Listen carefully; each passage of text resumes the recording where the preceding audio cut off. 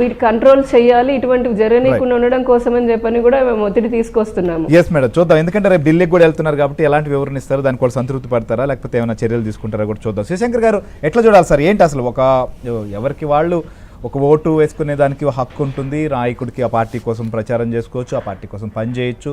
కానీ తమకు వ్యతిరేకంగా చేశారనో లేకపోతే తమకు వ్యతిరేకంగా వీళ్ళు మాట్లాడారనో ఆ కక్షతో ఇష్టానుసారంగా వారినే కాదు సామాన్యులను కూడా షాపులు పగలగొట్టడం, వాహనాలను కాల్చడం, ఏంటి అసలు ఇదంతా?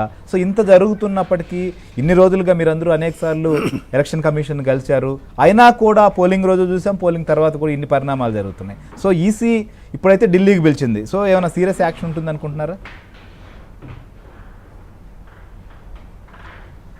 శ్రీహరి గారు, ఖచ్చితంగా ఈ ప్రభుత్వం అధికారంలోకి వచ్చిన అప్పటి నుంచి కూడా లా అండ్ ఆర్డర్ గతి తప్పిందండి, డైరెక్షన్ తప్పింది. ఓకే, మీరు గత పంచాయతీ ఎన్నికల్లో కూడా మనం గమనించాము. పోలీస్ స్టేషన్లోనే పంచాయతీలు చేసేవారు, క్యాండిడేట్లని బెదిరించి డిఎస్పీ సమక్షంలోనే బెదిరించి విత్డ్రాల్ చేయించారు. అంటే పోలీసు వ్యవస్థను ఎలా మార్చారు అని అంటే వాళ్ళు కూడా వాళ్ళ పాలేరు వ్యవస్థ కింద మార్చారు. పోలీసులు కూడా ఏమైందనంటే శ్రీహరి గారు, పోలీసులకి ఒక మాన్యువల్ ఉంటుంది, 4 మాన్యువల్ బుక్స్ ఉన్నాయి as far as my knowledge goes. Manual 1, 2A, 2B and manual 3. అంటే ఎప్పుడు ఎలా పోలీస్ వ్యవస్థ పనిచేయాలి అన్నది అవి ఒక బైబిల్, ఖురాన్ అండ్ భగవద్గీత లాంటివి పోలీస్ వ్యవస్థకి. మాన్యువల్ ప్రకారం పనిచేయడం మర్చిపోయారు వాళ్ళు ఈ 5 సంవత్సరాలు.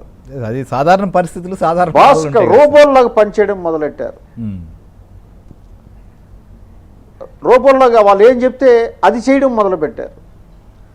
ఇప్పుడు స్వేచ్ఛ, సమానత్వం, సౌభ్రాతృత్వం ఈ 3 అంబేద్కర్ గారు ఆ రోజు రాజ్యాంగ పీఠికలో ఎందుకు చెప్పారంటే శ్రీహరి గారు, భారత పౌరులకి ఇది అత్యంత అవసరము, దీనిని నేను పీఠికలో పెట్టడానికి గల కారణం ఏమిటి అని అంటే, we're giving a message to the world, the people of India they should have a liberty, equality and fraternity అన్నారు. ఆ 3-5 సంవత్సరాల నుంచి ఆంధ్రప్రదేశ్లో మంట కలిసిపోయి శ్రీహరి గారు, లేదు ప్రజాస్వామ్యం లేదు, రాజ్యాంగం లేదు, హక్కులు లేవు, కేవలము నియంత పాలనలో మనందరం కూడా, మేమంతా కూడా, అంటే మీరు హైదరాబాద్లో ఉంటున్నారేమో నాకు తెలియదు కానీ మేమంతా కూడా ఇక్కడ నియంత పాలనలో కొనసాగాం. దీని మీద పెళ్ళుబుకినటువంటి అసంతృప్తే ఆ రోజు ఎన్నికల రోజు జరిగిన పండగ లాంటి వాతావరణం.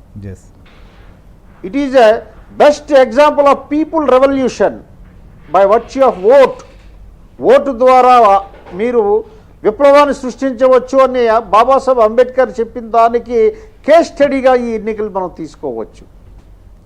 దాని మీద మంటతో, అంటే నాకు దక్కనిది వేరెవ్వరికి దక్కనివ్వా అని చెప్పేసి ఏదో సినిమాలో డైలాగ్ ఉంది శ్రీహరి గారు. ఇది ఆ ఆలోచనతోనే జరిగిన దాడులే.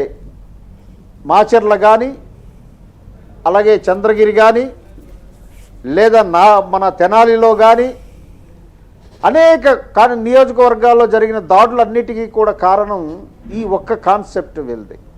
అయితే ఓటమి డిసైడ్ అయినంత వరకు ఇప్పుడు ఎన్నికల కమిషన్ ఆధ్వర్యంలో ఉన్నాం కాబట్టి మేము ఆ రోజే సిఎస్ గారికి మేము రిప్రజెంట్ చేసాం చాలా విషయాలు. మేము కూటమి నాయకులు వెళ్తే ఆయన ఎంత కేర్లెస్గా మాట్లాడుతున్నాడంటే, chief secretary of the Andhra Pradesh, మేము కింద ధర్నా కూడా చేశాం శ్రీహరి గారు, నేను వరల రామయ్య గారు కింద కూర్చొని ధర్నా చేశాం ఆ రోజు సిఎస్ యాటిట్యూడ్కి. అంటే ఇటువంటి బ్యూరోక్రసీతో వీళ్ళకి నేర్పింది ఇదా ట్రైనింగ్ ముసూరిలో, వీళ్ళకి నేర్పింది ఇదా ట్రైనింగ్ పోలీస్ అకాడమీలో, వీళ్ళ నుంచి ఎక్స్పెక్ట్ చేస్తుంది ఇదా రాజ్యాంగం.